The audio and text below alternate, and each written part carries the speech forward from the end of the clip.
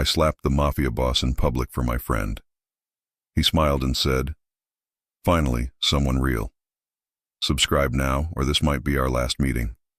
Follow, comment, and share to stay connected. Don't miss out. Let's dive in." The crack of Natalie's palm against Vittorio Salvatore's face echoed through Russo's bistro like a gunshot, silencing every conversation, freezing every server mid-step. For one impossible heartbeat, the entire restaurant held its breath. Natalie's hand stung, vibrating with the impact, but she didn't lower it, didn't step back, didn't apologize. Her chest heaved, fury blazing through her veins, so hot it burned away the fear that should have paralyzed her. Because fear was a luxury she couldn't afford, not when Mara stood behind the bar, tears streaming down her face, shoulders shaking with silent sobs. Vittorio Salvatore's head had snapped to the side from the force of the blow. Now, slowly, agonizingly slowly, he turned back to face her. His cheekbone was already reddening, a perfect handprint blooming across skin that probably hadn't been touched without permission in a decade. Maybe longer. The man was a monument to controlled violence. 6'3" of tailored Italian suit and predatory grace, with dark hair slicked back from a face that could have been carved from Carrara marble. All sharp angles and unforgiving lines. His eyes, though. God, his eyes. They were the color of smoke over ice, gray and penetrating. The kind of eyes that saw through flesh and bone, straight into the desperate, terrified truth people tried to hide. Those eyes were currently fixed on Natalie with an intensity that made her knees threaten to buckle. The two men flanking him, mountains of muscle stuffed into expensive suits, undoubtedly armed, moved forward with synchronized precision. Their hands disappeared inside their jackets, reaching for weapons that would end this confrontation permanently. But Vittorio raised one hand. Just one. A simple gesture, barely more than a twitch of his fingers. His bodyguards froze instantly, hands still inside their jackets, bodies coiled like springs waiting for the release command that would unleash hell. The silence stretched. Natalie could hear her own heartbeat thundering in her ears, could smell the burnt espresso from the machine behind the bar mixing with the expensive cologne that radiated from Vittorio, something dark and woody that probably cost more than her monthly rent. Then Vittorio did something that made the fear crystallize into something sharper, more dangerous. He smiled. It wasn't a warm smile. It didn't reach his eyes or soften the hard line of his jaw. It was the smile of a predator who'd just discovered prey that might actually put up a fight, and found the prospect interesting. He lifted his hand, the same hand that had stopped his men from putting bullets in her brain, and touched his reddening cheek with long, elegant fingers. His movements were deliberate, almost theatrical, as if savoring the sensation of pain, studying it like a scientist examining an unexpected anomaly. "Finally," he said, his voice a low rumble that seemed to vibrate through the floorboards. "Someone real." The words hung in the air, nonsensical and terrifying in equal measure. Natalie's mind raced, trying to process what was happening, trying to understand why she was still breathing when everyone in Boston knew what happened to people who disrespected Vittorio Salvatore. The stories were legend. Businessmen who disappeared after refusing his protection, rival gang members found in the harbor wearing concrete shoes, witnesses who suddenly developed amnesia or stopped breathing altogether, and she just slapped him, in public, in front of his men in a room full of witnesses.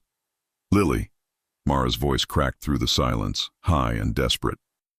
"Oh God, Lily, what did you do?" Natalie, who'd gone by Lily since childhood, a nickname from her late mother, didn't turn around, couldn't turn around, because Vittorio Salvatore's gaze held her captive as surely as if he'd wrapped his hands around her throat. "What I should have done the moment he walked through that door," Natalie said, forcing the words past the constriction in her chest. Her voice shook, but it didn't break. "Nobody talks to my friend like that.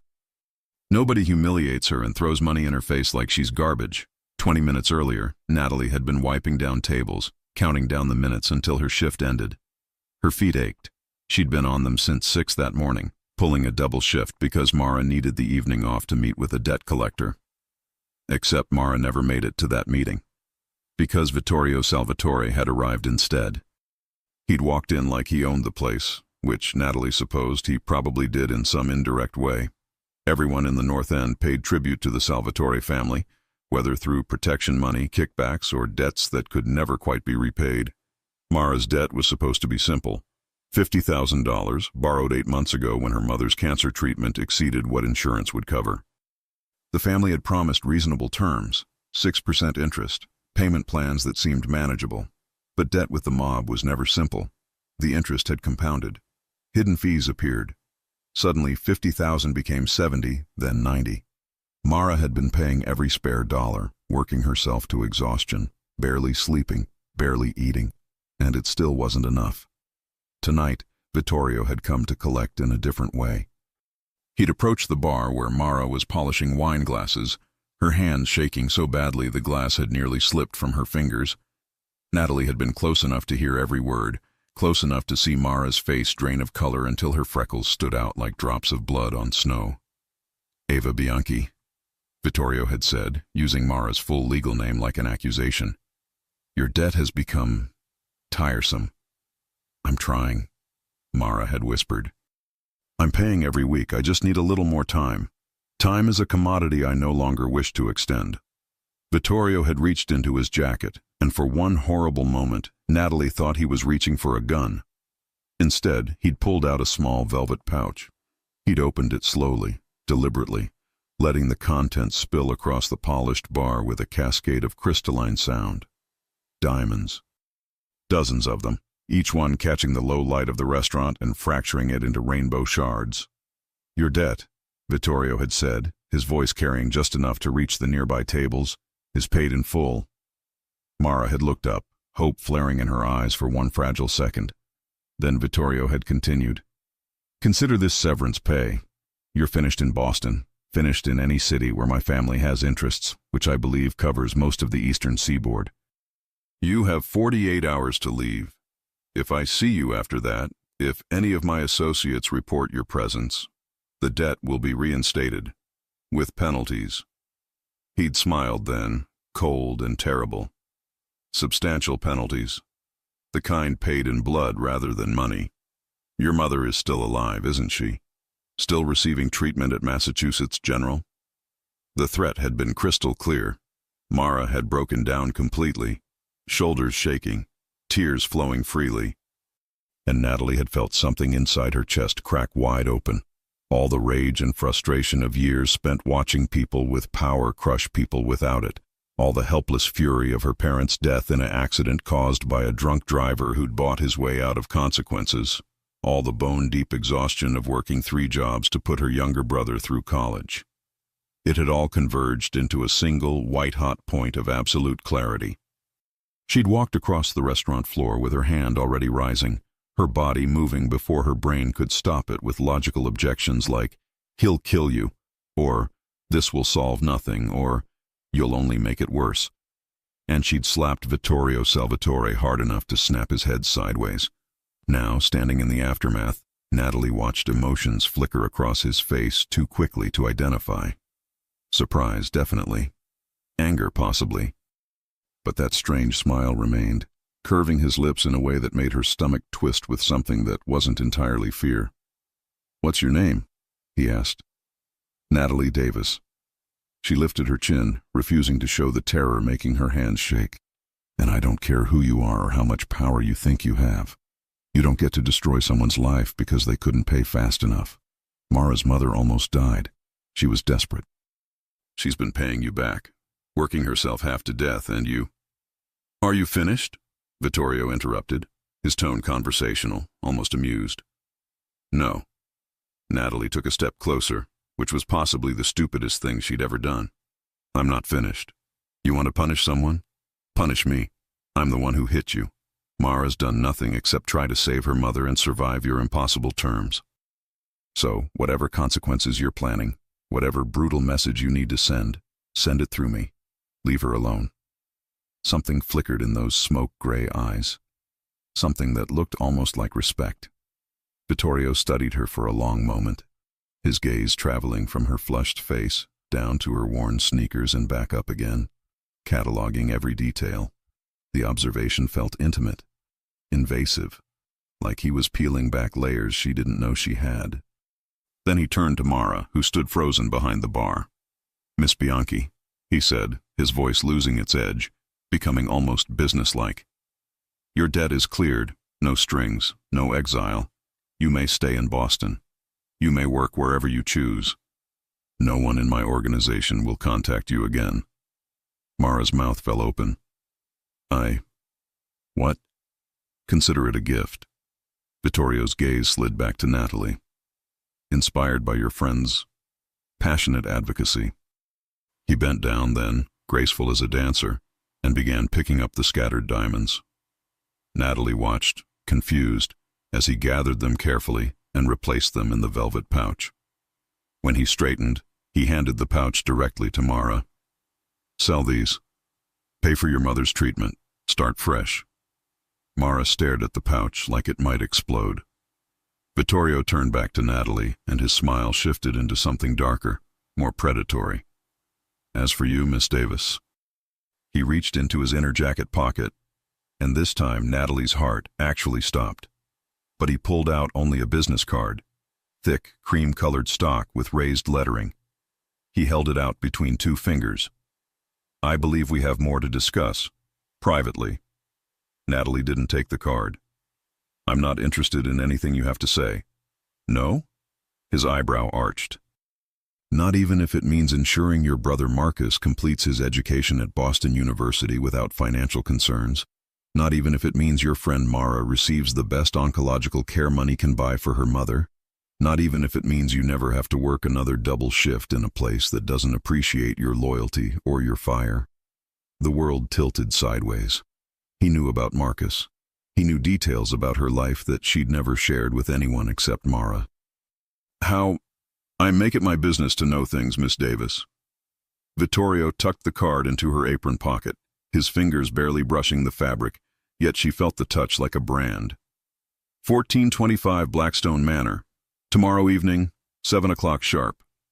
And if I don't come?" His smile widened fractionally.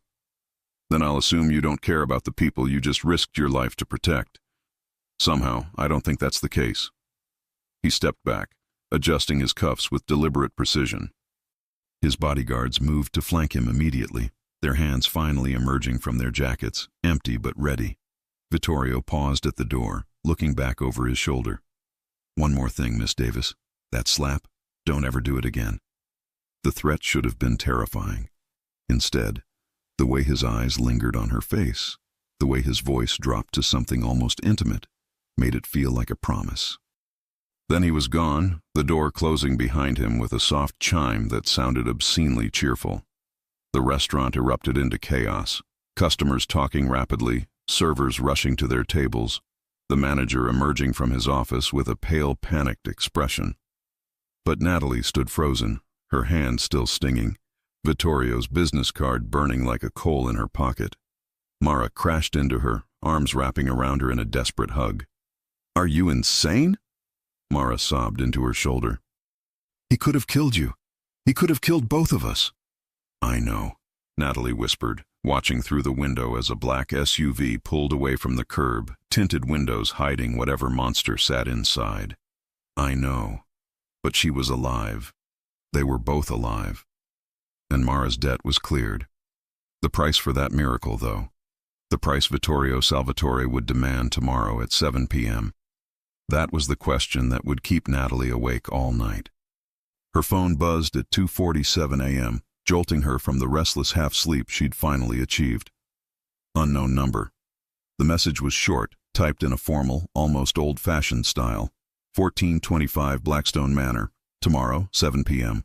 Come alone or Mara pays the price. V.S. Natalie stared at the screen until her vision blurred. The velvet pouch of diamonds sat on Mara's coffee table, winking in the darkness like malevolent stars. And Natalie understood, with cold, crystalline certainty, that her life had just been divided into before and after. Before she'd slapped Vittorio Salvatore. And after, when she'd walk into whatever trap he'd prepared and discover exactly what Someone real meant to a man who had everything except something genuine. She didn't sleep at all after that. The iron gates of Blackstone Manor opened silently, swallowing Natalie into a world she'd only glimpsed in magazines. The black SUV that had collected her at exactly 6:45 p.m. glided up a driveway lined with ancient oaks, their branches forming a cathedral ceiling overhead. Her hands were ice cold despite the warm June evening. The manor itself looked like something transplanted from Gothic Europe, all dark stone and tall windows that reflected the dying sunlight like watchful eyes. Security cameras tracked their movement, discreet but omnipresent. This wasn't just wealth. This was a fortress. The driver, a silent mountain of a man who hadn't spoken a single word, opened her door. Natalie stepped onto gravel that crunched too loudly under her worn flats. She'd agonized over what to wear, finally settling on a simple navy dress, the nicest thing she owned, purchased for job interviews that never quite panned out. Now, standing before doors that probably cost more than her entire wardrobe, she felt absurdly underdressed. The doors opened before she could knock. A woman in an immaculate black suit stood there, silver hair cut in a severe bob, eyes that missed nothing. "Miss Davis, Mr. Salvatore is expecting you. This way." The interior was breathtaking and terrifying in equal measure.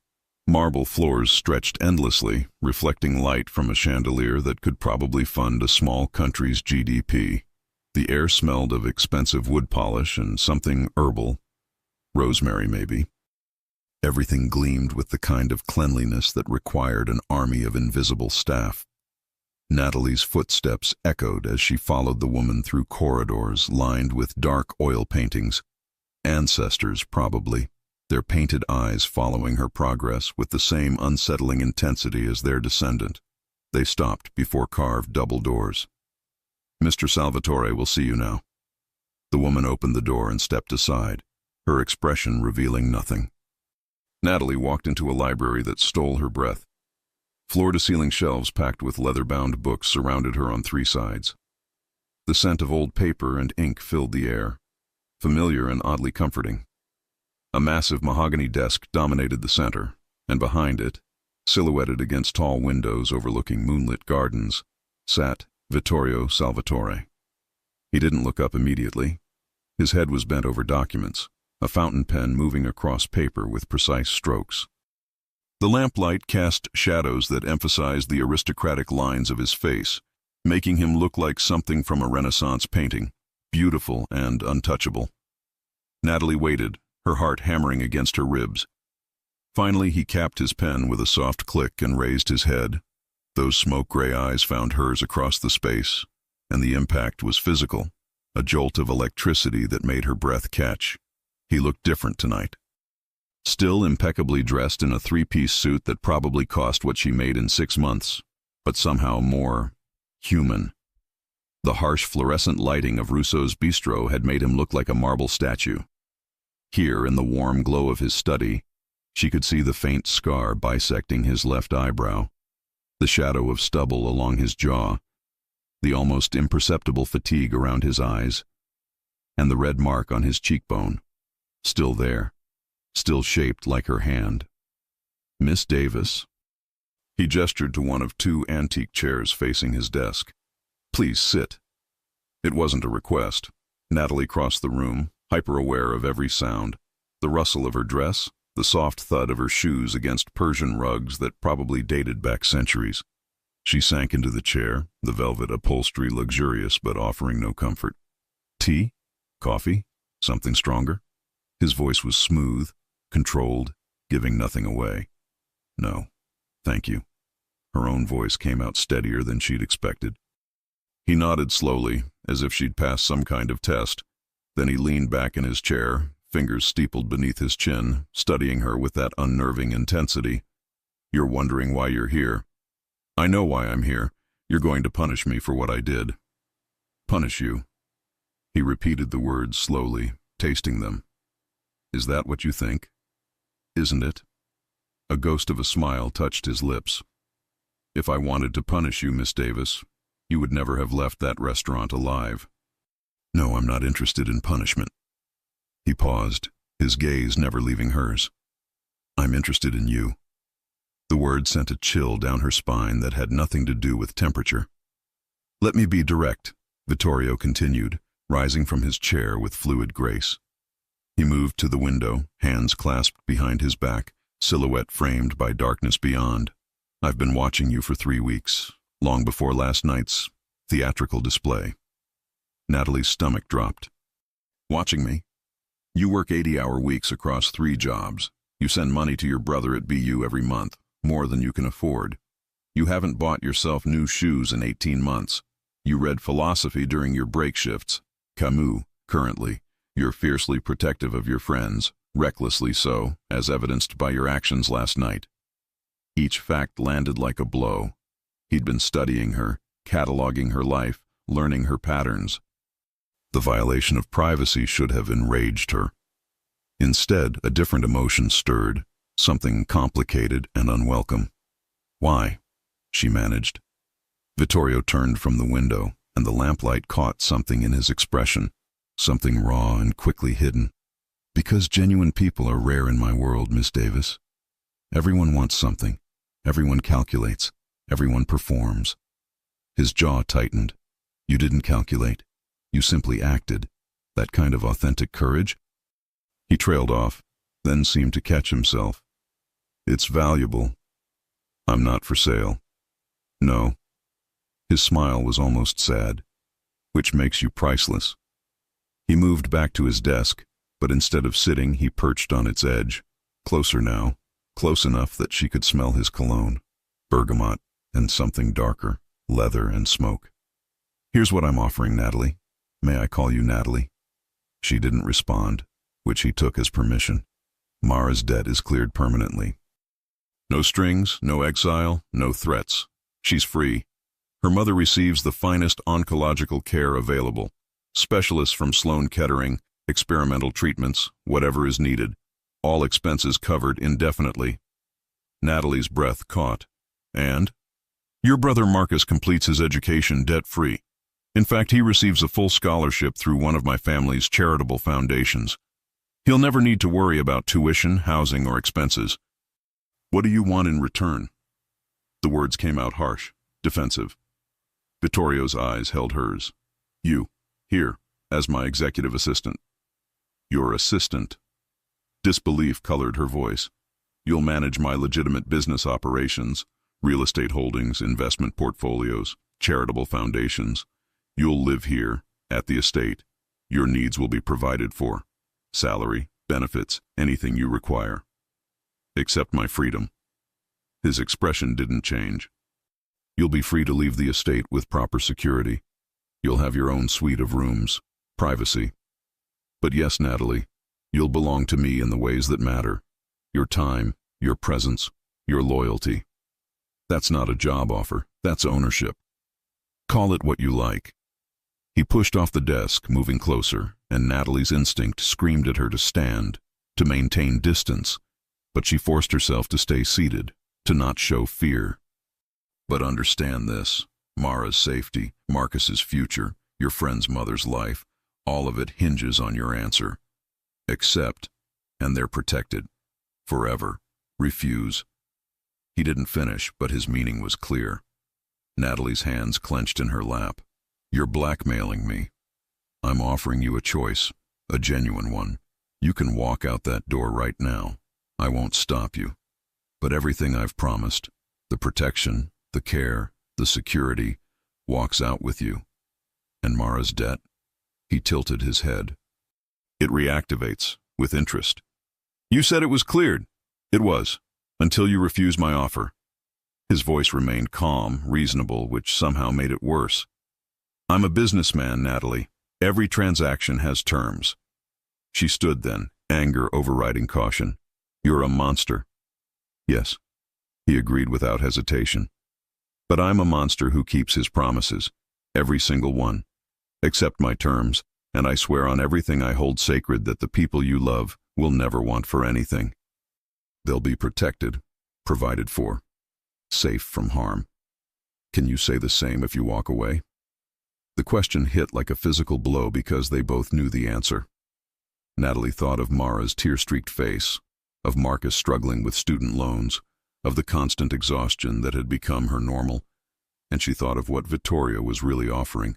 A cage, yes, but a gilded one that came with guarantees she could never provide on her own. "How long?" she asked quietly. "As long as I deem necessary." He watched her process that, then added, "Or until you convince me otherwise." "That's not an answer. It's the only answer I have." Something flickered across his face.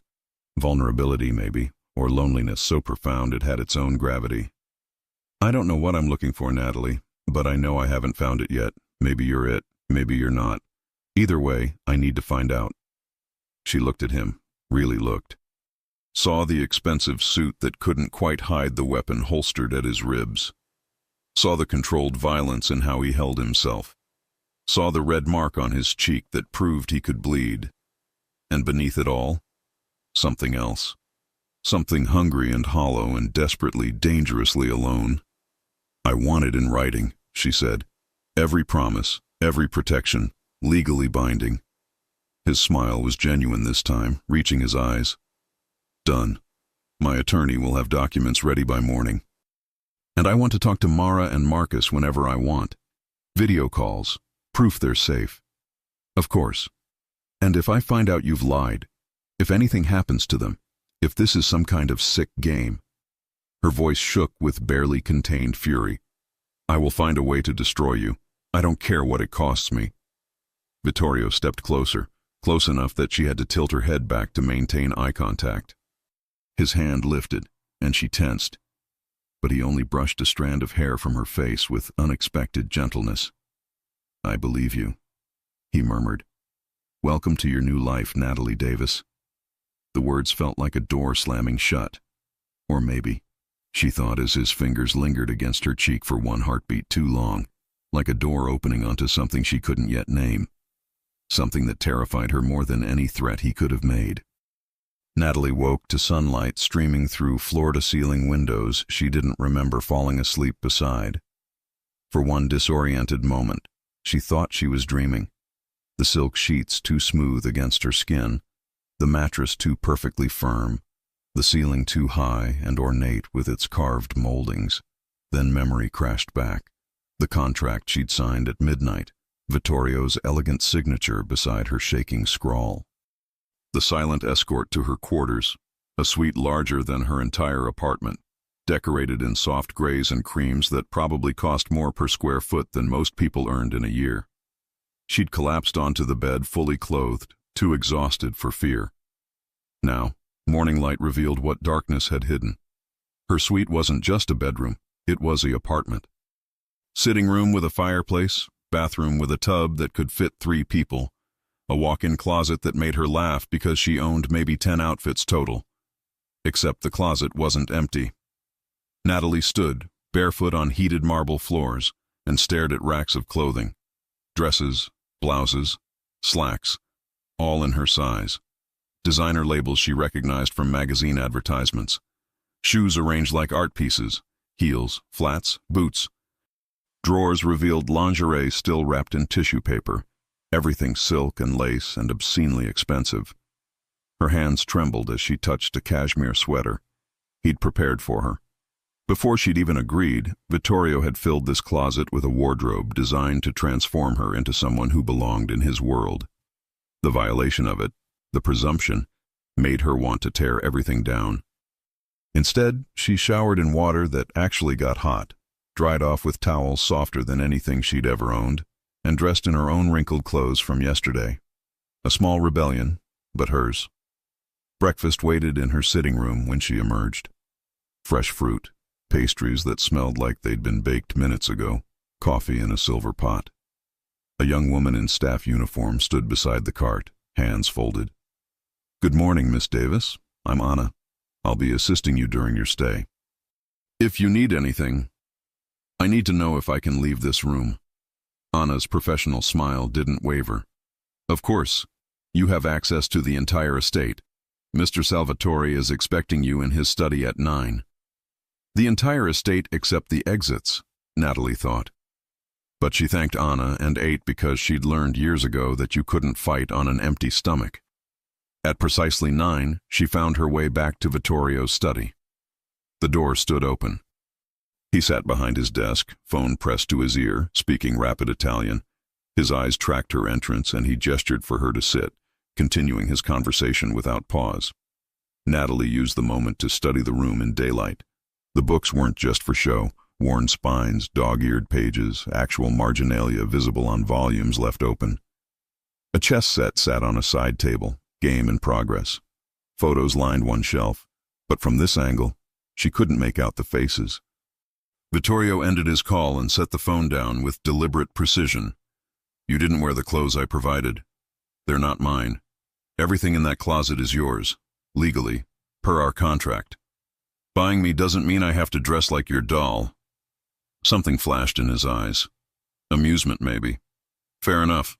Though you'll need appropriate attire for the event tonight." "What event?" "Charity gala, hospital fundraiser. You'll attend as my companion." He slid a folder across the desk. "These are your actual responsibilities. Review them." Natalie opened the folder, scanning pages of dense text. Property holdings, investment portfolios, board positions at various companies and foundations. The legitimate face of the Salvatore empire. "You want me to manage all this?" "I want you to understand it first, then improve it." He leaned back, watching her. "You have a degree in business administration from Northeastern. You graduated summa cum laude despite working full-time. Your analytical skills are exceptional, your ethics are inconveniently strong, and you see patterns others miss. I'm not looking for a secretary, Natalie. I'm looking for someone who can think." She stared at him. "You really did investigate everything." "I investigate everyone who enters my orbit. The difference is most people want to be here. You don't. That makes you uniquely valuable. Or uniquely stupid." His laugh was unexpected, genuine, transforming his face into something almost boyish. Perhaps both. The next hours blurred into information overload.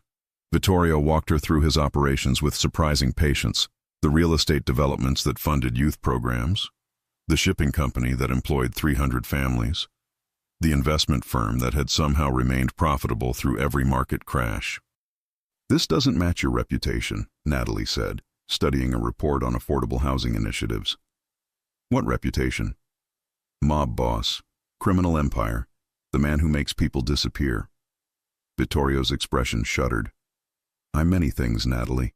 Some of them are exactly as dark as you imagine. But my family has survived 4 generations by understanding that power built solely on fear collapses eventually. We diversified, legitimized. The unsavory aspects of our business are necessary evils, not the foundation." "Necessary for what?" "Protection, influence, survival."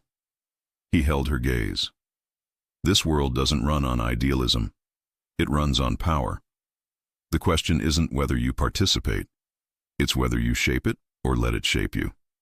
Before she could respond, his phone buzzed. He glanced at it, and something cold passed over his face. "Excuse me." He stood, taking the call as he moved to the window. "When?" His posture changed, shoulders tightening, jaw clenching. When he spoke again, his voice was ice. "Increase security at all properties. Double the detail on Isabella, and find out who's leaking information."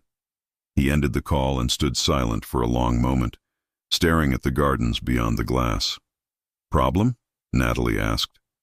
"Always." He turned back, and the man who'd patiently explained investment strategies was gone, replaced by something harder. "The Moretti family is making moves on our territory. They've been quiet since Antonio died, but his cousin Luca is more ambitious, and apparently more reckless. How does that affect me? It means you don't leave this estate without security. It means you follow my instructions without question. And it means..." He moved closer, his presence suddenly overwhelming. "It means you're valuable leverage. Everyone in our world now knows you're under my protection. That makes you a target." "I didn't ask for your protection." "No, you asked for your friend's protection, your brother's. Your deal included your safety by default. I don't protect investments halfway. Investment. The word stung more than it should have. I'm not your property, Vittorio. No, he agreed, his voice dropping. You're something far more complicated, which is precisely the problem. He was close now, close enough that she could see the fine details of his face, the small scar through his eyebrow, the slight asymmetry to his features that made him interesting rather than classically handsome, the way his pupils dilated slightly as he looked at her. The gala is at 7, he said quietly. Anna will help you prepare. Wear something from the closet. This time, it's not a request. Where we're going, you need to look like you belong to me. Our enemies need to see that harming you would be unwise. And if I refuse, then you stay here, locked in your suite, while I attend alone. Your choice. It wasn't a choice at all, and they both knew it. That evening, Natalie stood before a full-length mirror, barely recognizing herself. The dress Anna had selected was midnight blue, elegant and understated, but it fit like it had been designed for her body specifically. Her hair was swept up, makeup subtle but transformative. She looked like she belonged in Vittorio's world. The thought made her stomach twist. A knock at the door. When she opened it, Vittorio stood there in a tuxedo that probably cost what she used to make in 6 months. He'd been handsome before. Now he was devastating. His eyes traveled over her slowly, and something heated flickered in their depths. You'll do, he said, voice rough. High praise. I don't give false compliments. He offered his arm. Ready? No? Good. Fear keeps you sharp. His smile was dangerous. Stay close to me tonight. Speak to no one without my permission. And Natalie? His fingers brushed her wrist. Trust no one, not even the people who seem friendly, especially them. As they descended the grand staircase, Natalie felt the weight of what she'd agreed to settle over her shoulders like a cloak. She wasn't just playing a role. She was entering a world where every smile hid calculation, every conversation was a negotiation, and the man beside her, beautiful and lethal and impossibly complicated, held her life and the lives of everyone she loved in his elegant, blood-stained hands. The limousine waited outside, door open like a mouth ready to swallow her whole. Vittorio's hand pressed against the small of her back, guiding her forward. And Natalie stepped into the darkness, wondering if she'd ever find her way back to light. The ballroom glittered like something from a fever dream. Crystal chandeliers casting prismatic light across marble floors, champagne flowing from fountains, women dripping in jewelry that could fund small nations. Natalie had never seen wealth like this, so casual and overwhelming it felt obscene. Vittorio's hand remained at the small of her back, possessive and warm through the thin fabric of her dress. Every eye in the room tracked their entrance, conversations pausing mid-sentence as Boston's elite registered the unfamiliar woman on Vittorio Salvatore's arm. Smile, he murmured against her ear. You look like you're walking to your execution. Aren't I? His fingers pressed slightly harder against her spine. You're walking into a room full of predators who respect only power. Show weakness and they'll circle. Show strength and they'll hesitate. Which do you prefer? Natalie lifted her chin and smiled, the expression feeling like glass cutting her face. Better, Vittorio said, approval warming his voice. They moved through the crowd like royalty, Vittorio exchanging greetings with men whose faces Natalie recognized from news reports. Politicians, CEOs, old money families who'd built Boston on backs they never acknowledged. Everyone wanted a moment of his time, a word, a connection to the power he represented.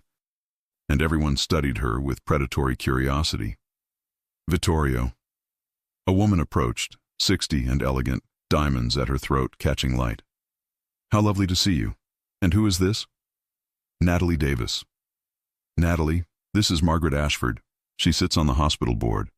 Margaret's eyes were shark cold despite her warm smile. Davis. I don't recognize the name. Which family? I don't have a family, Natalie said evenly. Not the kind you mean. Oh. The single syllable dripped condescension. How? Refreshing. Vittorio does have eclectic taste. Vittorio's hand slid to Natalie's waist, pulling her closer. Careful, Margaret. I'm possessive of my investments. The older woman's smile sharpened. Of course. Enjoy the evening, dear. As she glided away, Natalie exhaled slowly. That was a test. Everything here is a test. You passed. Vittorio guided her toward the bar. Margaret's grandson owes me $2 million. She's reminding me she has social power while I have financial leverage. It's a dance. An exhausting one. Welcome to my world. They collected champagne. Natalie barely sipped hers while Vittorio didn't drink at all, she noticed, and made their circuit.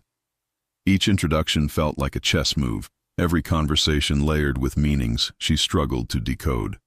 But she watched Vittorio work, saw how he calibrated his responses, when he showed warmth and when his eyes went cold. He was brilliant and terrifying. You're learning, he said during a rare moment alone on the balcony, the night air cool against her heated skin. Learning what? How to be a proper accessory? How to survive? He turned to face her, and the city lights behind him cast his features in sharp relief. You think I brought you here to show you off? I didn't. I brought you here to show you what you're protecting your friends from. Every person in that room has destroyed someone to maintain their position. Margaret's husband died under convenient circumstances when she found out about his affairs. Senator Bradley over there made 3 witnesses disappear before his trial. That philanthropist by the fountain runs one of the largest money laundering operations on the East Coast. Natalie's stomach turned. And you? I'm exactly what you think I am. The difference is, I don't pretend otherwise. His gaze held hers. They wear their respectability like armor. I wear my reputation like a weapon. Both get the job done. That's supposed to make me feel better? It's supposed to make you understand why I need someone real, someone who sees through the performance. He stepped closer, and Natalie's breath caught. You hate what I am, but you understand why I am it. That's rare. Before she could respond, a commotion erupted inside. Raised voices, the crowd parting rapidly. Vittorio's entire demeanor changed in an instant, going from almost vulnerable to lethal in a heartbeat. His hand went to the small of his back where she knew he kept a weapon despite the metal detectors. Stay behind me, he ordered, already moving. They pushed through the crowd to find a man in an ill-fitting suit confronting Senator Bradley, voice slurred with alcohol and rage. You promised. You said if I kept quiet my daughter would get the transplant. She died waiting, you bastard. Security converged, but the man pulled something from his jacket. Not a weapon. Photographs. He threw them at the senator's feet. She was 8 years old. 8! The crowd watched with the detached fascination of people who'd never truly suffered. Vittorio moved forward, and Natalie grabbed his arm without thinking. Don't. He looked at her hand on his sleeve, then at her face. Something flickered in his expression. Please, she whispered. There's another way. For an endless moment, she thought he'd ignore her. Then he signaled his own security. 2 men she hadn't noticed before materialized at his gesture. Escort Mr. Henderson, the man sobbed. James Henderson. Escort Mr. Henderson outside, carefully. Get him water and coffee. Vittorio's voice carried across the silent ballroom. And Senator Bradley, I believe we need to discuss your charitable contributions. Privately. The threat in those last words was unmistakable. Senator Bradley's face went pale. Vittorio, this isn't necessary? No, it's not, which makes it worse. Vittorio turned to the crowd, his smile cold enough to freeze. Ladies and gentlemen, please continue enjoying the evening. The hospital auxiliary appreciates your generous donations. The crowd slowly resumed motion, conversations restarting with forced normalcy. Vittorio guided Natalie back toward the exit, his men handling the situation with professional efficiency. In the limousine, silence stretched between them. Thank you, Natalie finally said. For what? For listening. For not. I don't know what you would have done, but thank you for choosing something else. Vittorio stared out the window, jaw tight. I would have had Bradley's campaign contributions audited, his family's medical foundation investigated, and every dirty secret he's buried exposed within 48 hours. The man would have been destroyed by the end of the week. But you didn't. No, I didn't. He looked at her then, and his expression was raw, unguarded. Because you asked me not to. Because something in your eyes made me want to be the man who could choose mercy over vengeance. The vulnerability in his admission stole her breath. That's dangerous, Natalie. You're dangerous.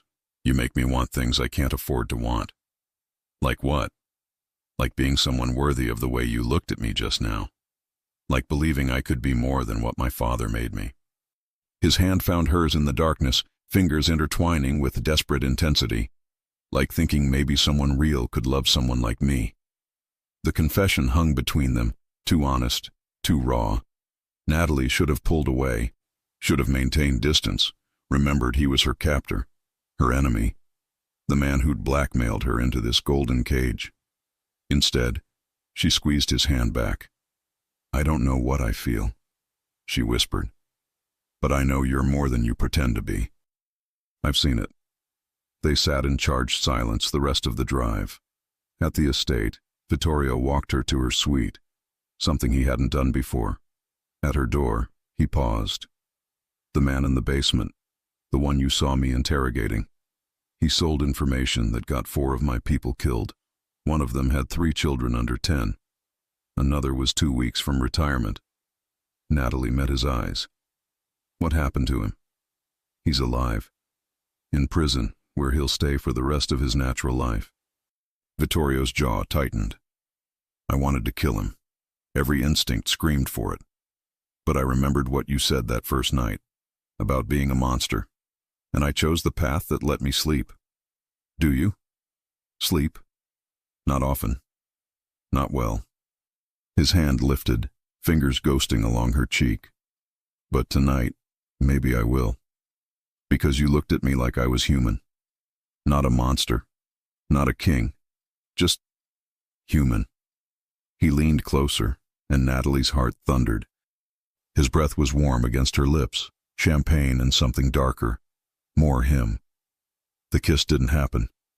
Instead, he pressed his forehead to hers, eyes closed, and just breathed. Good night, Natalie Davis. Sleep well in your cage.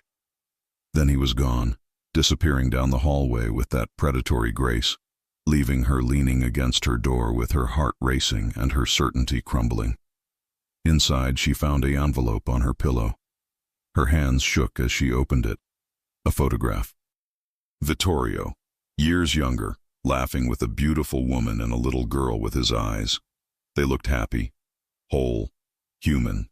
On the back, in his elegant handwriting, Sophia and Amelia. They made me better. You remind me I could be again. Natalie clutched the photograph.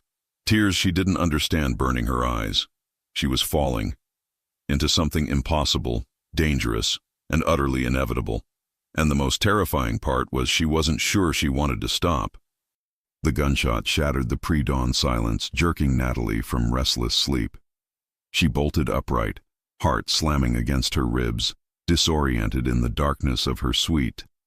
Another shot, closer, then shouting, harsh, urgent commands in Italian. Her door crashed open. Vittorio stood silhouetted against the hallway light, already dressed, weapon drawn. Blood spattered his white shirt. Get up. Now. We're leaving. Natalie scrambled from bed, still in the tank top and shorts she'd slept in. What's happening? The Morettis. They hit 3 of my warehouses simultaneously. This was a distraction. He grabbed her arm, pulling her into the hallway where 2 of his men waited, faces grim. They know you're here. They'll use you if they can. Terror crystallized into sharp clarity. This was real. Not a negotiation or a power play. Actual violence, actual danger. They moved through the manor at a run, Vittorio's hand ironed tight around her wrist. The elegant hallways she'd walked yesterday now felt like a maze designed to trap them. Behind them, more gunfire erupted. Glass shattered. Someone screamed. The safe room, one guard started. Compromised. They had inside information. Vittorio's voice was ice-cold fury. We go to the mountains. Radio ahead. They burst into the garage where 3 black SUVs idled, engines running. Vittorio shoved Natalie into the back seat and climbed in after her, barking orders in rapid Italian to the driver. The vehicle exploded forward, tires screaming. Through the rear window, Natalie watched the manor recede, saw muzzle flashes in the darkness, figures moving through shadows. "Your head down," Vittorio commanded, pushing her below the window line. His body covered hers, protective and suffocating. The convoy raced through empty pre-dawn streets, running red lights, weaving through traffic with terrifying precision. Every corner felt like it might be their last. Natalie's fingers dug into the leather seat. "Isabella, already secured. Different location. They're fine."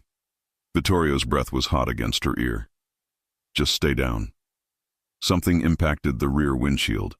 A bullet, the glass spiderwebbing but holding. Vittorio cursed, pulling Natalie tighter against him. "Faster," he growled to the driver. They didn't slow until the city disappeared behind them, replaced by winding mountain roads and dense forest. The sun was rising when they finally pulled up to a cabin that looked nothing like Blackstone Manor. Rough-hewn logs, isolated, surrounded by wilderness. Vittorio's men secured the perimeter while he pulled Natalie inside. The cabin was small, rustic, a single main room with a stone fireplace and minimal furniture. But it was warm, and it felt safe. Natalie's legs gave out. She sank onto the worn couch, shaking uncontrollably now that the adrenaline was fading. Vittorio knelt before her, hands framing her face, forcing her to meet his eyes. "Are you hurt?"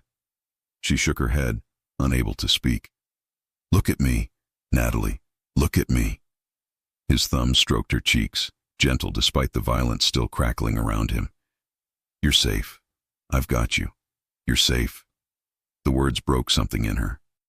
She collapsed forward, forehead against his shoulder, and let the tears come, great shuddering sobs born of terror and exhaustion and the surreal horror of the last hour. Vittorio held her, one hand cradling the back of her head, the other wrapped around her waist. He didn't speak, didn't offer platitudes, just held her while she fell apart. When the crying finally subsided, Natalie pulled back, wiping her face roughly. "Sorry. I'm sorry. Don't apologize. You're entitled to fear." "God knows I feel it." He stood, moving to the fireplace where someone had already laid a fire. He lit it with practiced efficiency. "We'll be here a few days, until I can neutralize the threat." "How do you neutralize people trying to kill you?" "Very carefully." His smile was humorless, and with extreme prejudice. Over the next hours, Natalie watched Vittorio transform. He made calls, gave orders, coordinated responses to the attack with brutal efficiency. This was the mob boss everyone feared, cold, calculating, ruthless. Men would die because of the commands he was issuing, and his voice never wavered. But when he ended the calls and turned back to her, something in his expression softened. "Hungry?" The question was so normal it almost made her laugh. "I don't think I can eat." "You should try." He moved to the small kitchen, rummaging through cabinets. "We might be here a while." They ate canned soup heated over the fire, sitting on opposite ends of the couch, the silence heavy with unspoken things. "Tell me about them," Natalie finally said. "Sofia and Emilia." Vittorio stared into the flames for so long she thought he wouldn't answer. Sofia was a kindergarten teacher. We met at a charity event. She was there representing her school, asking for donations. She wasn't impressed by my money or my name. Actually told me I was wasting my wealth on frivolous displays of ego. His smile was genuine, painful. I fell in love with her in that moment. And Emilia? She had Sofia's kindness and my stubbornness. Terrible combination. His voice cracked slightly. She wanted to be an architect. Drew buildings constantly. Elaborate, impossible structures. She was 8 when... He stopped, jaw clenching. Natalie reached across the space between them, her hand finding his. "The bomb was meant for me," he continued, fingers tightening around hers. "A message from a rival family, but I was running late, and Sofia took Emilia to the car without me. I heard the explosion from inside the house. By the time I reached them..." He stopped, unable to continue. "I'm so sorry. I hunted down everyone involved. Took me 2 years. Some died quickly, others didn't." His eyes met hers, dark with old pain, I became the monster everyone believed I was. Because being human hurt too much.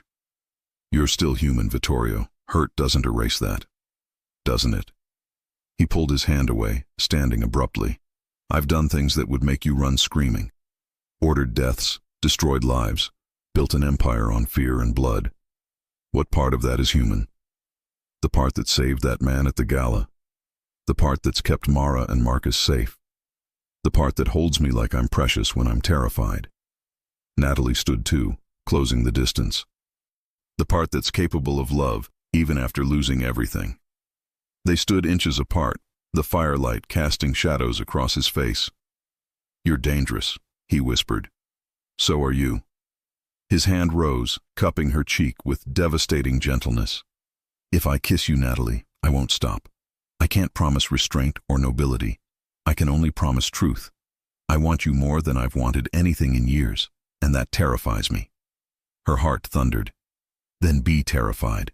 I am too. The kiss was inevitable, fierce and desperate, tasting of fear and need. His hands tangled in her hair while hers clutched his blood-stained shirt, pulling him closer. It wasn't gentle. It was survival. Two people clinging to each other in the wreckage of their circumstances. They made love on the floor before the fire, urgent and consuming. And afterward, wrapped in blankets with his heart thundering beneath her ear, Natalie realized she'd crossed a line she could never uncross. She loved him. God help her, she loved Vittorio Salvatore. His phone buzzed, shattering the moment. He answered, his body going rigid. When he ended the call, his face was stone. They have Isabella. The pier stank of rotting fish and salt. Fog rolled off the harbor, thick enough to choke on. Natalie stood beside Vittorio, her hand hidden in his, both their palms slick with sweat despite the cold. 50 feet away, Isabella knelt on the wet concrete, hands bound, a gun pressed to her head. Even from this distance, Natalie could see the blood matting her dark hair. Vittorio! Luca Moretti's voice carried across the space. So good of you to come, and you brought your pet. How touching.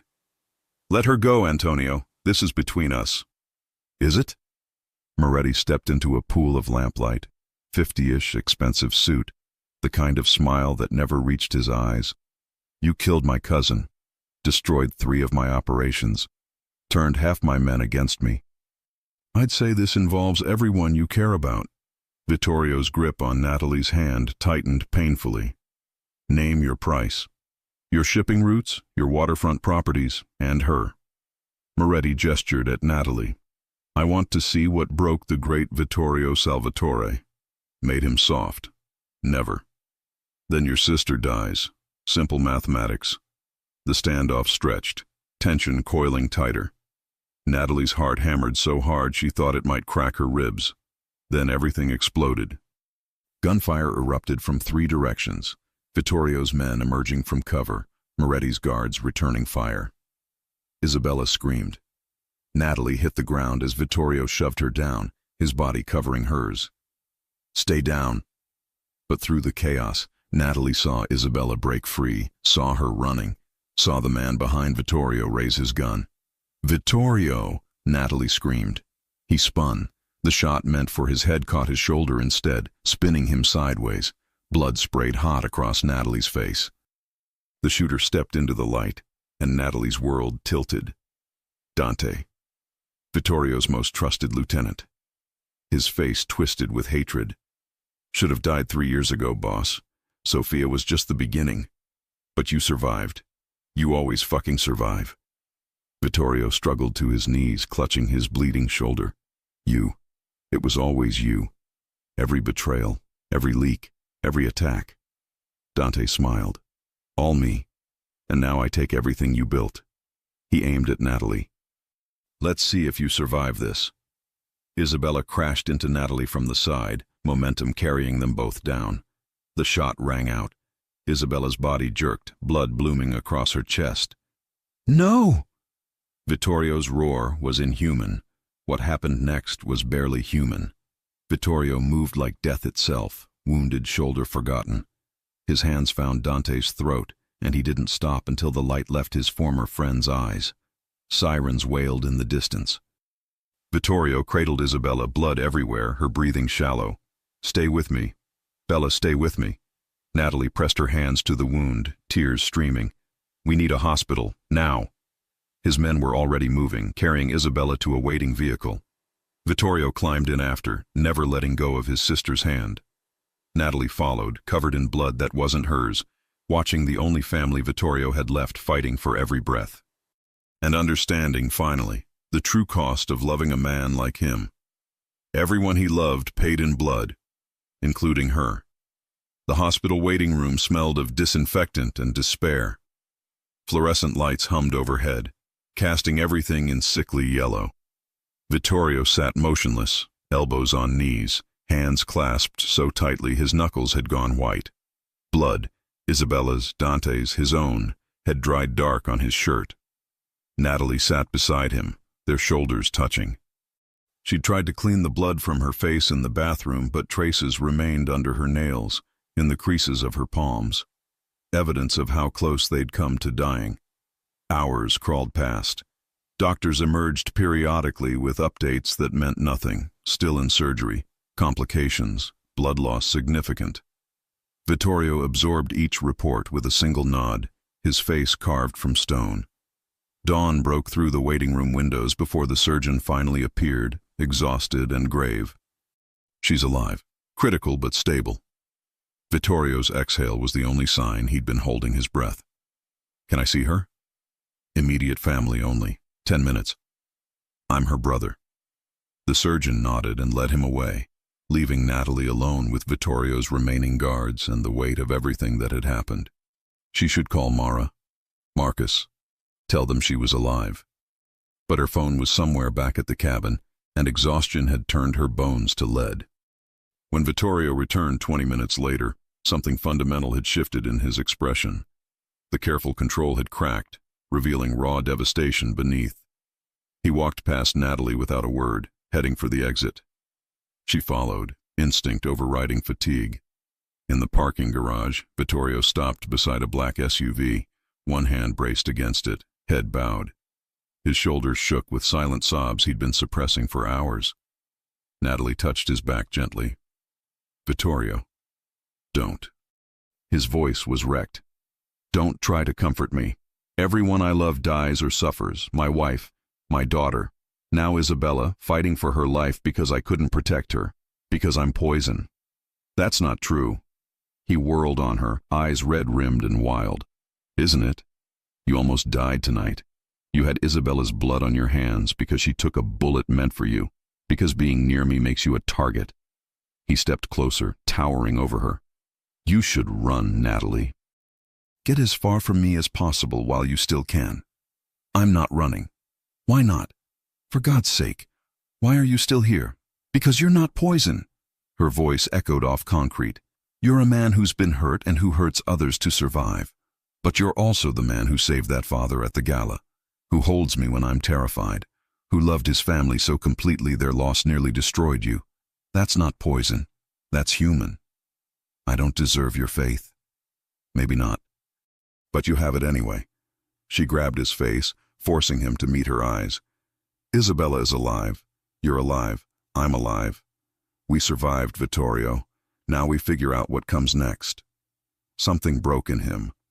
He pulled her close, burying his face in her hair, and let himself shake apart while she held him together.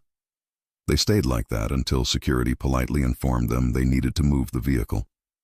Back at the hospital, Natalie commandeered a private room and forced Vittorio to let a doctor treat his shoulder wound. The bullet had passed through clean, but infection was a risk. He endured the stitches without flinching, staring at nothing.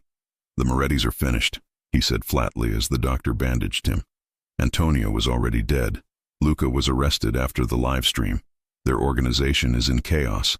And Dante's betrayal runs deeper than I thought." He'd been planning this for years, since before Sofia died. Vittorio's jaw tightened. He orchestrated the bombing, fed information to rivals, weakened my operations from the inside, all to position himself as my successor. But why? Because my father chose me over him. We were raised together. Dante was his godson. When my father died, Dante expected to inherit. Instead, everything went to me. His laugh was bitter. He spent a decade destroying me from within, and I never saw it. You trusted him. That's not weakness. In my world, it's fatal. Over the following days, a grim pattern emerged. With Vittorio emotionally compromised and Isabella unconscious, his organization needed leadership. Rivals sensed vulnerability. Attacks increased, small at first, testing defenses, then bolder. Natalie watched it unfold from her hospital vigil, helpless and frustrated. She'd made coffee runs, coordinated food deliveries, anything to feel useful. But the empire was crumbling, and Vittorio was paralyzed by grief and guilt. On the third day, she'd had enough. She found him in Isabella's room, holding his sister's unconscious hand. "You need to go handle your business," Natalie said firmly. "I'm not leaving her." "Then let me help. Teach me enough to make decisions in your absence. Your men need direction, Vittorio. The longer you're absent, the weaker you look." He looked up, and for the first time in days, something sparked in his eyes. "You want to run my empire? I want to keep it intact until you can. We're partners, remember? You said I was valuable. Prove you meant it." A ghost of a smile touched his lips. "You're serious." "Completely." That afternoon, Vittorio's lieutenants gathered in a private conference room. They looked skeptical when Natalie walked in, this civilian woman who'd been with the boss for barely 2 weeks. "Gentlemen," Vittorio said, his voice regaining its command, "Miss Davis speaks with my authority. You'll treat her directives as if they came from me directly. Is that understood?" Mutters of assent, though doubt lingered in their eyes. Natalie studied the maps and reports they'd brought, saw the patterns, saw the opportunities. "Here," she said, pointing. "They're hitting your weakest points, expecting retaliation. Don't give it to them. Reinforce here instead. Cut off their supply lines. Let them overextend, then collapse their support structure." Silence.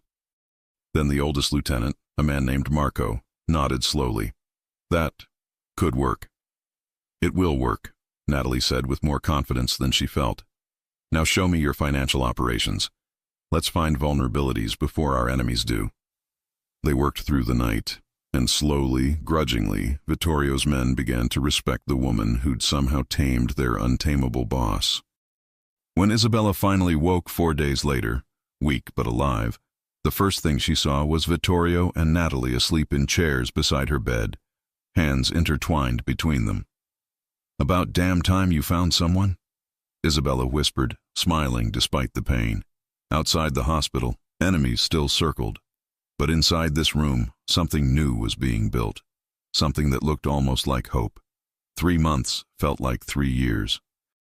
Natalie stood in Vittorio's study, her study now too, reviewing acquisition reports while rain hammered the windows. Her hand rested unconsciously on her stomach, still flat but not for much longer. She was 12 weeks pregnant. The test had been waiting on her bathroom counter 2 weeks ago, those 2 pink lines rewriting every certainty she'd clung to. She'd told Vittorio that same night, watched terror and wonder war across his face before he'd pulled her close and whispered, "I can't lose another child." "You won't," she'd promised, though neither of them could guarantee it. Now, with Vittorio detained in federal custody awaiting trial, Natalie was keeping that promise the only way she knew how, by refusing to let his empire collapse. The door opened. Isabella entered, moving carefully despite being fully healed. She'd been Natalie's right hand these past months, teaching her the unwritten rules of their world. "The Castellano family accepted our terms," Isabella reported. "They'll absorb 3 of our former operations, all legitimate fronts. Clean break. Good. That's the last of the violent operations divested." Natalie marked it on her master list. "What about the federal case?" "Our attorney says the evidence Dante left behind is working in our favor. Proof he framed Vittorio for crimes he committed. Plus your testimony about Vittorio trying to legitimize operations." Isabella paused. "They're offering a deal. Immunity for testimony against corrupt officials in Dante's network." Natalie's heart leapt. "Vittorio will take it?" "If you convince him. He doesn't want you anywhere near a courtroom. Says it's too dangerous. Then I'll have to change his mind. The meeting at the Federal Detention Center was tense. Vittorio looked thinner, harder, wearing an orange jumpsuit that should have diminished him but somehow didn't. When he saw Natalie's small baby bump, barely visible but unmistakable to him, his eyes went molten. "You shouldn't be here," he said through the glass partition. "Where else would I be?" She pressed her palm to the barrier. "Your daughter needs her father." "Daughter? I don't know yet, but I feel like she's a girl." Natalie smiled. "Sophia Emilia, if that's okay with you." Vittorio's composure shattered. He pressed his palm to the glass opposite hers, tears sliding down his face unchecked. "You'd name her after them. They made you capable of love. This baby is proof that capacity survived." She leaned closer. "But she needs you here, not in prison. Take the deal, Vittorio. Testify. Burn down the corrupt system Dante built and come home to us." "It's not that simple." "It is exactly that simple. You choose us or you choose pride." "I've spent 3 months dismantling your criminal operations and building something better. The Salvatore name can mean something other than fear, but only if you're here to see it through." He stared at her. This woman who'd walked into his life through violence and stayed through everything that followed. "How did you become so strong?" "You made me strong. Now let me save you the way you saved me." The trial became a media spectacle. Natalie testified, 6 months pregnant by then, painting Vittorio as a man trapped by legacy, manipulated by Dante's long con, attempting to legitimize his operations when betrayal struck. She was compelling, sympathetic, strategic. The prosecution's case crumbled as Dante's documented plans revealed the depth of his frame job. Corrupt FBI agents were exposed, their connections to organized crime laid bare. When the jury returned after 4 days of deliberation, Natalie sat in the gallery with baby Sophia, born early at 7 months, tiny but fighter strong, sleeping against her chest. Not guilty on all counts.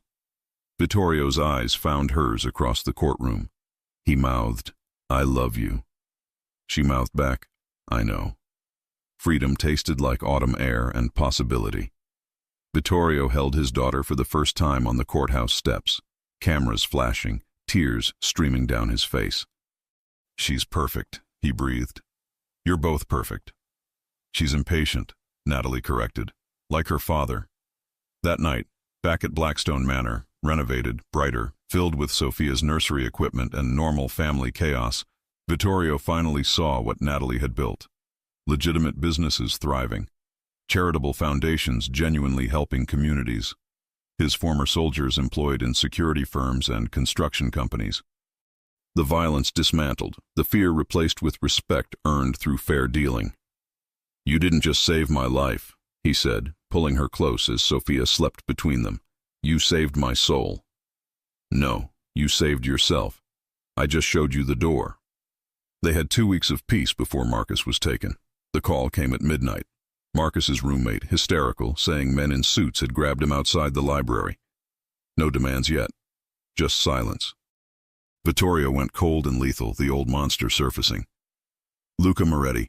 He's back." "Then we end this," Natalie said, fear and fury burning equally hot. "But we do it my way. No more blood. We use the truth. The truth doesn't stop bullets." "No. But it stops the people firing them." She grabbed her phone. "I have an idea. Trust me." Vittorio searched her face, then nodded. Always. What Natalie did next would either save her brother or destroy everything they'd built. But she'd learned from the best. Sometimes the most dangerous weapon wasn't violence. It was exposure. The warehouse was exactly where Luca said it would be. Abandoned, isolated, the kind of place where screams went unheard.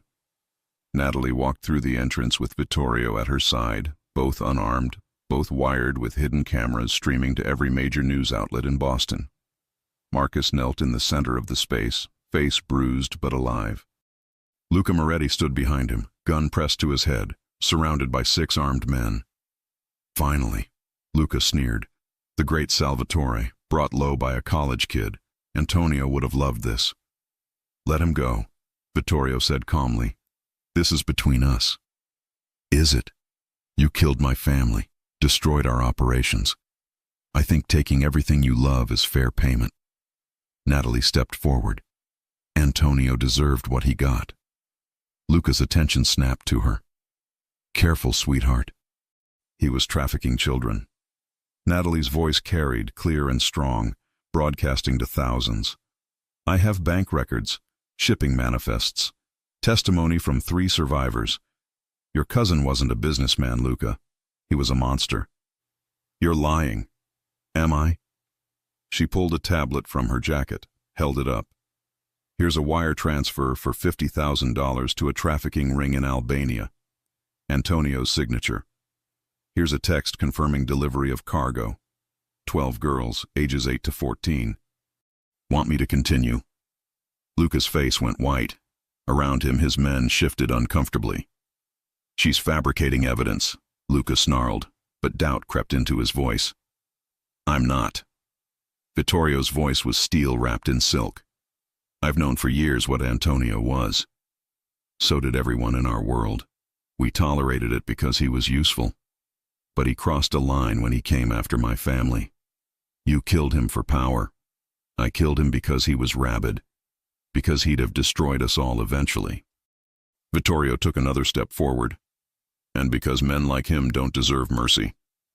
The warehouse doors burst open.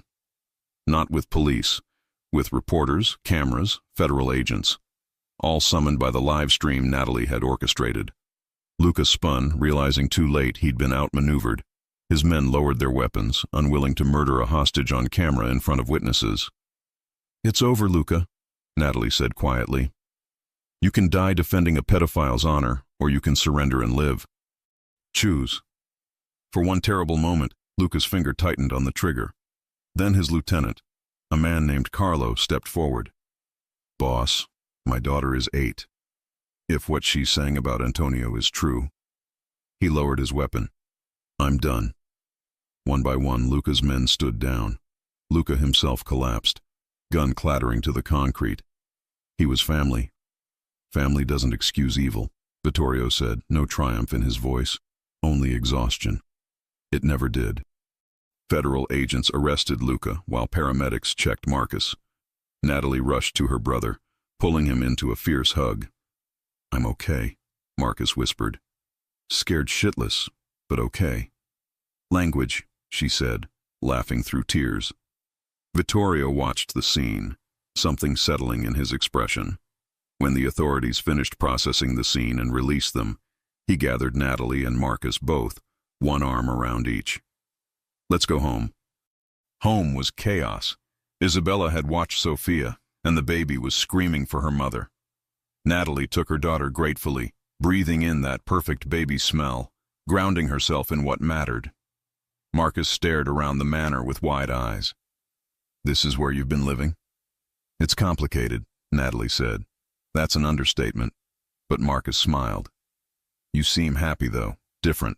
Stronger. I am. She glanced at Vittorio, who was giving orders to ensure every trafficking victim in Antonio's files received help and protection. I found something worth fighting for. That night, after Marcus was settled in a guest room and Sophia finally slept, Natalie found Vittorio in his study. He stood before the window, watching darkness settle over the estate. You did the impossible today, he said without turning. You ended a blood feud without bloodshed, exposed corruption, saved your brother, all while protecting everyone involved. We did it, together. He turned then, and his expression stole her breath. Raw love, profound gratitude, bone-deep relief. Marry me. Natalie blinked. What? Marry me, he repeated, crossing to her, taking her hands. Not because of Sophia, not because of obligation. Because you're the only person who's ever seen all of me, the monster and the man, and loved both. Because you make me want to be better. Because I can't imagine a single day without you. Vittorio, I'm not asking you to love my world. I'm asking you to help me build a new one. One where Sophia grows up safe. Where Marcus finishes school without fear. where we honor Sophia and Amelia's memory by being the family they'd want us to be. Tears blurred Natalie's vision. You're supposed to get on one knee. He dropped immediately, pulling a ring from his pocket. Vintage, elegant, exactly her style. Natalie Davis, will you marry me? She thought of the terrified waitress who'd slapped a mob boss. Thought of everything they'd survived, bullets and betrayal, grief and growth. Thought of the impossible, improbable love that had grown in the darkest soil. Yes, she whispered. Yes, I'll marry you. He slid the ring on her finger and kissed her like a man who'd finally found salvation. Outside, Boston glittered with possibility. And inside, Blackstone Manor, a family was being born. Not perfect. Not simple. But real. Finally, beautifully real. 1 year later, Blackstone Manor blazed with light and laughter. The charity gala for Isabella's youth center filled every room with Boston's elite. But this time, the atmosphere felt different, genuine. The money raised tonight would actually help kids escape the cycles of violence and poverty that had defined too many lives. Natalie moved through the crowd in an emerald gown, Sophia balanced on her hip. At 18 months, their daughter had Vittorio's dark hair and her stubborn determination, constantly wriggling to be set down. She's relentless, Mara laughed, appearing beside them. Her mother stood at her side, healthy and beaming, cancer in remission for 8 months now. Wonder where she gets that, Natalie said dryly.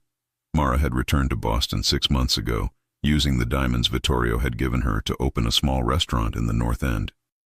It was thriving, authentic Italian cuisine with a warm family atmosphere that had locals lined up around the block. Thank you, Mara said softly, squeezing Natalie's hand. For everything. For being crazy enough to slap a mob boss for me. Best decision I ever made. Natalie spotted Vittorio across the room, deep in conversation with Senator Bradley, who'd quietly resigned after that first gala and now volunteered at a homeless shelter. Their eyes met and Vittorio smiled, the expression transforming his face. Marcus appeared, college graduation behind him, law school ahead.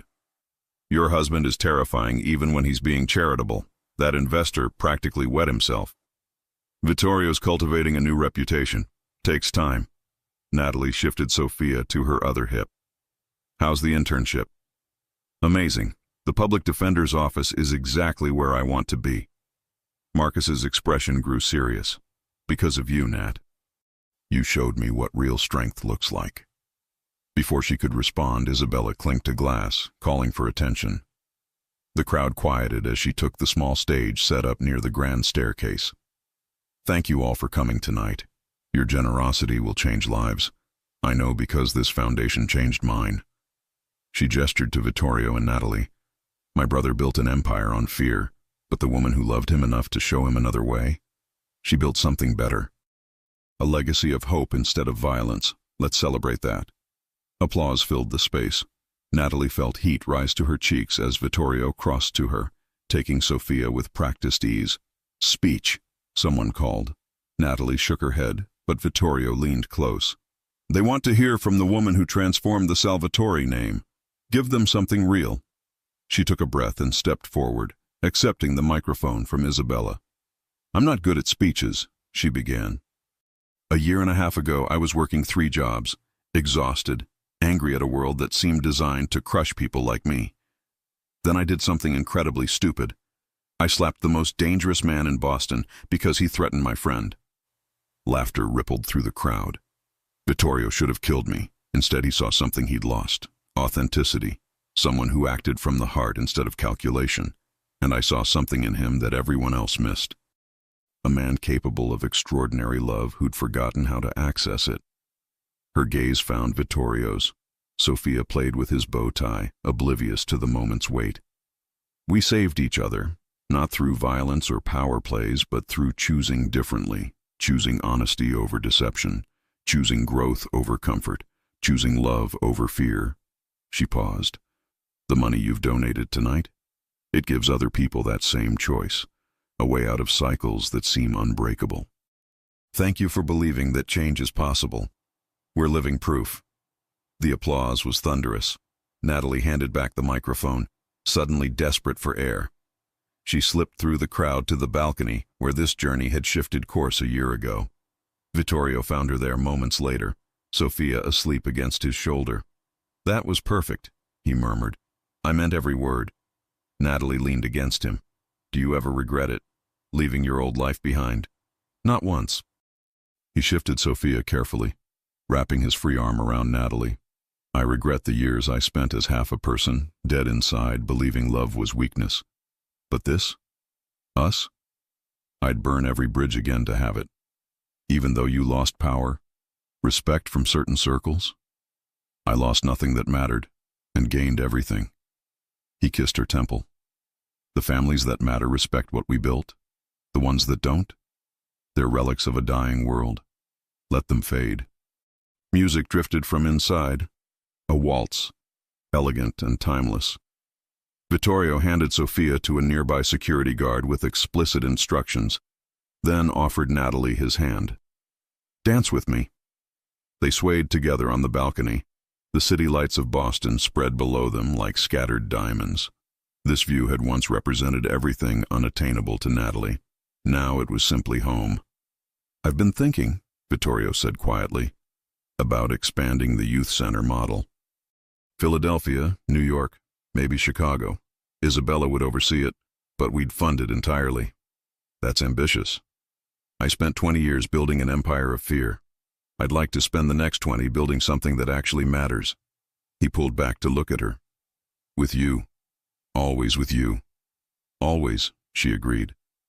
A commotion inside made them turn. James Henderson, the man from that first gala, stood in the doorway with his attorney, looking uncomfortable in an ill-fitting suit. Vittorio tensed, but Natalie touched his arm. "Wait." Henderson approached slowly. "Mr. Salvatore. Mrs. Salvatore. I wanted to thank you. My daughter's transplant was successful. The hospital told me an anonymous donor covered all costs, including experimental treatments. I know it was you." Vittorio's expression remained neutral. "I don't know what you're talking about." "Yes, you do. And I also know you're the reason Senator Bradley lost his position. The investigation into his charity revealed irregularities." Henderson's eyes shone with tears. "You gave me justice and my daughter's life. I'll never forget that." After he left, Natalie raised an eyebrow. "Anonymous donor?" "I have no idea what he meant." But Vittorio's smile was soft. "Though, if someone wanted to ensure a child received proper medical care, I suppose I'd consider that a worthwhile investment. You're a terrible liar now. I've corrupted you. Completely." He pulled her close again. "And I've never been happier." Inside, the party continued. Laughter and music and the sound of people genuinely enjoying themselves. Sofia woke and demanded her parents with imperious baby shrieks. Marcus argued passionately with a district attorney about criminal justice reform. Mara's mother taught Isabella a traditional Italian recipe on her phone. This was the world they'd built. Not perfect, still complicated, but honest, real. As midnight approached, Vittorio and Natalie stood together in his study, their study, watching the last guests depart. "Do you remember what you said to me that first night?" Natalie asked. "In the restaurant?" "Finally someone real," Vittorio quoted softly.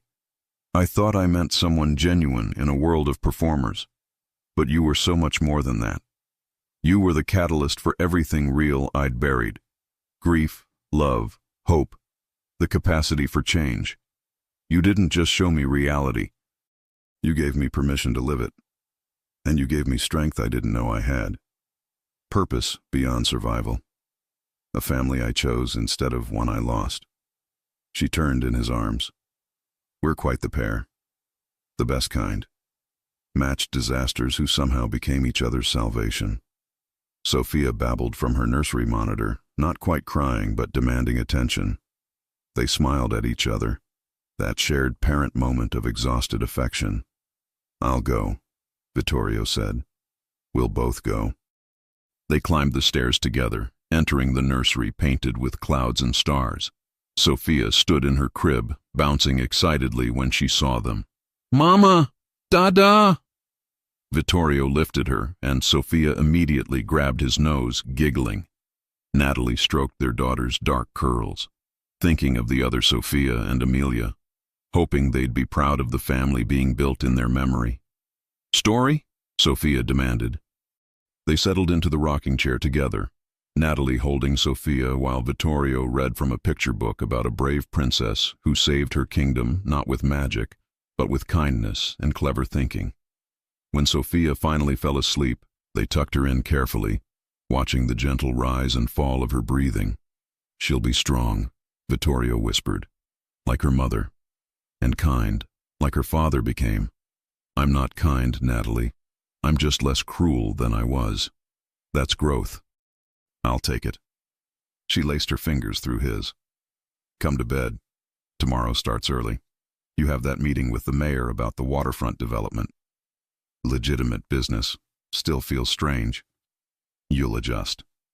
In their bedroom, as they prepared for sleep in comfortable domesticity, Natalie caught sight of the photograph on Vittorio's nightstand, the one of Sofia and Amelia he'd given her that first week. Beside it now sat their wedding photo, and a recent one of baby Sofia laughing. Past and present, grief and joy, coexisting. "Do you think they'd approve?" she asked quietly. "Your first family?" Vittorio followed her gaze. "Sofia once told me that love isn't finite, that loving again doesn't diminish what came before. It honors it by proving the heart can survive." I didn't believe her then. He pulled Natalie close. "But I do now. They'd want this for me, for us. They'd want Sofia to grow up in a house filled with love instead of ghosts. Then we'll make sure she does." They held each other in the darkness, two people who'd found each other through violence and chosen to build something gentle. It wasn't the fairy tale either had imagined. It was better, earned through fire, tested by loss, strengthened by choice. In the morning, Natalie would review foundation budgets. Vittorio would negotiate legitimate business deals. Sofia would destroy the living room with her toys. Marcus would call with law school updates. Mara would text photos from her restaurant. Isabella would argue passionately about expanding their programs. Life would be messy and beautiful and complicated and real. But tonight, wrapped in each other's arms, they simply existed. Two broken people who'd become each other's healing. "I love you," Vittorio murmured against her hair. "My salvation, my conscience, my heart." "I love you," Natalie whispered back. "My impossible man, my choice, my home." Outside, Boston slept. Inside Blackstone Manor, the Salvatore family, chosen and built and fiercely protected, did the same. And in that quiet darkness, there was peace. Finally, wonderfully, perfectly real peace. If you enjoy stories like this, take a moment to subscribe to the channel. That's how I'll know you truly liked it. Even if you're watching on your TV, grab a second to join this family of fans who love emotional and heartfelt stories. Your support means everything, and it helps us bring you even more tales like this one.